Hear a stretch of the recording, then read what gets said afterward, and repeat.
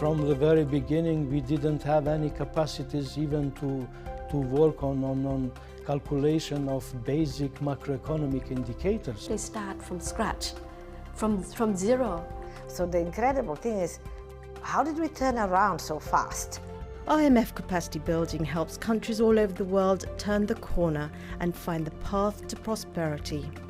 While other organisations assist in building roads or supplying clean drinking water, the IMF helps countries manage their economic policies and financial affairs more effectively.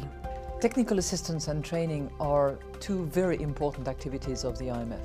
It's not necessarily in the headlines every day, but it's one of the most popular and very important tasks that we have. Japan has been a very important contributor to the technical assistance activities of the IMF.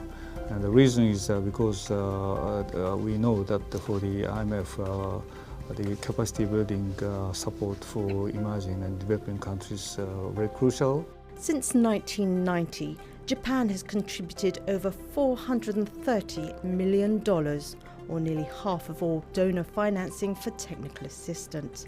Its support has grown steadily following the rise in demand from member countries. Over the years, Japan has funded technical assistance in more than 125 countries in Africa, Asia, Europe, the Middle East, as well as Latin America and the Caribbean. We have had the benefit of many donors, but amongst them, Japan has been a key contributor and has been extremely generous in making sure that technical assistance is sustainably funded. Thanks to Japan's support, the IMF has been able to provide help where it's most needed. Cambodia, for instance, has had the benefit of technical assistance after the disaster of the Khmer Rouge. Timor-Leste has had the benefit of technical assistance in order to get the country back on its feet. And Kosovo has had the benefit of technical assistance as well. IMF staff, together with long-term and short-term experts, help build both human and institutional capacity. As a centre of expertise in macroeconomics and finance, the IMF offers technical assistance in such areas as public finance, central banking, taxation, economic and financial statistics, and related legal matters. The IMF's capacity building has a global footprint, with many in-country experts, regional training centres and regional technical assistance centres all around the world.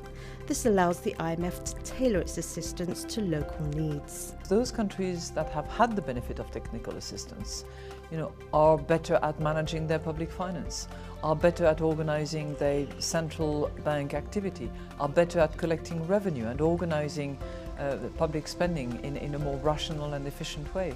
So if they really draw sufficient benefit from technical assistance, maybe down the line it will save them the trouble of having to borrow and benefit from our lending function.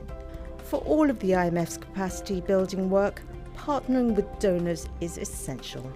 Donors such as Japan have helped the IMF meet the strong demand for technical assistance that these difficult times have generated. I'm happy to see in many emerging and developing countries, especially in Asia, the capacity of the governing capacity of managing economic policies is so much enhanced, and I think it is one of the reasons of the more stability in the many emerging and developing countries. No, it's not just about Asia, but it's also about Latin American countries and also Africa. I think the TA activities of the IMF will be continue to be very important, and we are happy to continue to support it. The IMF monitors the results of its capacity building through self-assessments and independent evaluations. But the true outcomes can only be seen in the field. If you help one country, you help the economy as a whole, because the world is vastly interconnected and interdependent. So to help one country, you're actually helping the region and you're helping the world.